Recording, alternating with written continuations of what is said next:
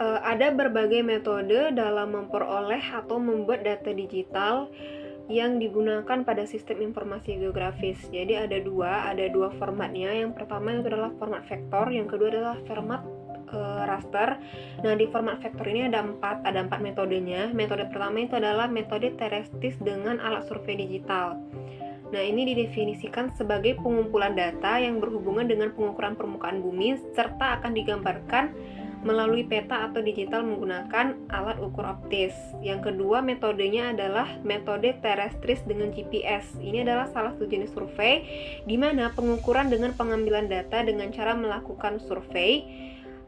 Lalu untuk mendapatkan hasil titik-titik pengukuran lapangan berupa X, Y, dan Z, kemudian masing-masing titik tersebut akan direkam menggunakan GPS, di mana hasil dari rekaman GPS ini akan dibentuk kontur dan data topografi lainnya.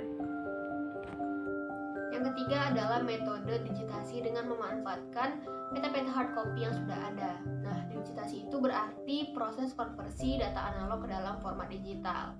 Di dalam sistem informasi geografis, digitasi itu adalah proses di mana objek-objek tertentu seperti jalan, sawah, rumah, maupun hal-hal yang lain yang sebelumnya hanya ada dalam format raster itu diubah menjadi format vektor, yaitu titik, garis, dan juga poligon.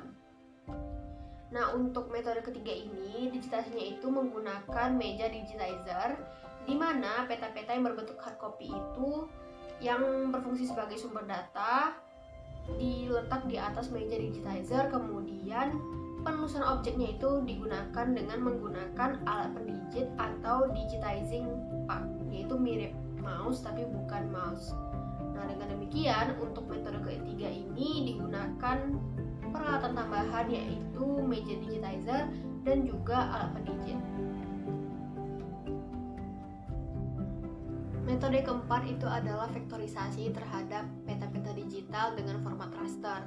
Nah, caranya ini hampir sama dengan poin yang ketiga, tapi perbedaannya adalah peta-peta yang digunakan di sini adalah peta raster yang masih berbentuk soft copy, misalnya dari citra satelit ataupun foto-foto yang diambil dari helikopter dengan ketinggian tertentu.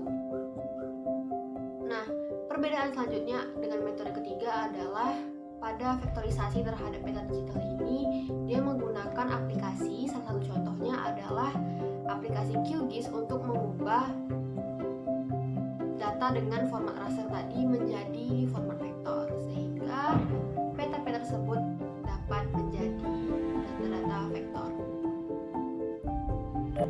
Nah, selanjutnya ialah metode pencarian data dengan data raster. Data raster ini ada 3, tapi saya akan menjelaskan salah satunya, yaitu fotogrametri. Fotogrametri itu ialah seni atau ilmu untuk memperoleh suatu data kuantitatif yang dapat dipercaya dari foto udara. Nah, fotogrametri itu ada salah satunya itu adalah fotogrametri digital. Nah, itu adalah merupakan pemanfaatan foto digital sebagai sumber datanya dan pengukuran objek pada foto dilakukan secara digital dengan bantuan komputer. Nah, selanjutnya itu ialah remote sensing. Remote sensing merupakan salah satu pendekatan yang digunakan untuk memperoleh suatu informasi atau data objek, daerah, fenomena melalui analisis dan interpretasi tanpa menyentuh objek tersebut. Salah satunya itu adalah satelit. Nah, kita akan menjelaskan beberapa satelit yang menggunakan sistem RSS.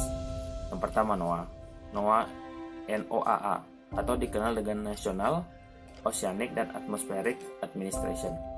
NOAA itu digunakan untuk memperoleh informasi mengenai keadaan fisik di dunia, seperti lautan dan samudera dan atmosfer. Sensornya itu, dia memiliki sensor, yaitu sensor AVHRR yang digunakan untuk menganalisis berbagai parameter yang berkaitan dengan hidrologi, oceanografi, hingga meteorologi. Yang kedua itu adalah satelit Landsat, yang merupakan satelit dengan jenis orbit sinkron, rotasi bumi dengan sudut inklinasi 98,2 derajat dan ketinggian orbitnya itu 705 km dari permukaan bumi. Nah, yang ketiga itu adalah SPOT. Satelit ini mengorbit pada ketinggian 830 km dengan sudut inklinasi 80 derajat. Nah, fungsinya itu adalah untuk akurasi monitoring bumi secara global. Yang keempat itu adalah IKONOS. IKONOS memiliki ketinggian orbitnya 681 km. Citra resolusi tingkat tingginya sangat cocok untuk analisis detail. Misalnya, wilayah perkotaan tapi tidak efektif bila digunakan untuk analisis yang bersifat regional. Nah, fungsi dari satelit IKONOS ini untuk pemetaan topografi dari skala kecil hingga menengah, menghasilkan peta baru, memperbaharui peta topografi yang sudah ada, dan mengoptimalkan penggunaan pupuk dan pupuk kandang. Dan terakhir adalah QuickBird, merupakan satelit resolusi tinggi dengan resolusi spasial 61 cm, mengorbit pada ketinggian 450 km secara sinkron ke matahari. Fungsi dari satelit QuickBird ini adalah untuk mendukung aplikasi kekotaan, pengenalan pola pemukiman, perluasan daerah terbangun, menyajikan variasi fenomena yang terkait dengan kota, dan untuk lahan pertanian terkait dengan umur kesehatan, dan dengan musim-musim, sehingga seringkali dipakai untuk perangkat produksi secara regional. Terakhir adalah metode scanning. Nah, metode scanning ini adalah metode yang mana peta manual akan di-scan, lalu peta ini akan dilakukan digradasi lewat komputer. Nah, biasanya metode ini diawali dengan format image dan diedit menggunakan software pengolahan data raster. Nah, di sini saya akan membahas mengenai perbedaan data raster dan data vektor. Nah, gambar vektor adalah gambar yang dibentuk dari sejumlah kurva atau garis. Sedangkan gambar raster adalah pengertian dari gambar raster adalah setelah mengetahui pengertian gambar vektor tadi, sekarang kita akan memberi penjelasan tentang apa itu gambar raster. Nah, gambar raster juga dikenal dengan sebutan gambar bitmap. Gambar ini dibentuk dari piksel atau titik-titik yang mana nanti grafisnya akan dipengaruhi oleh beberapa banyak yang ada di dalam gambar tersebut.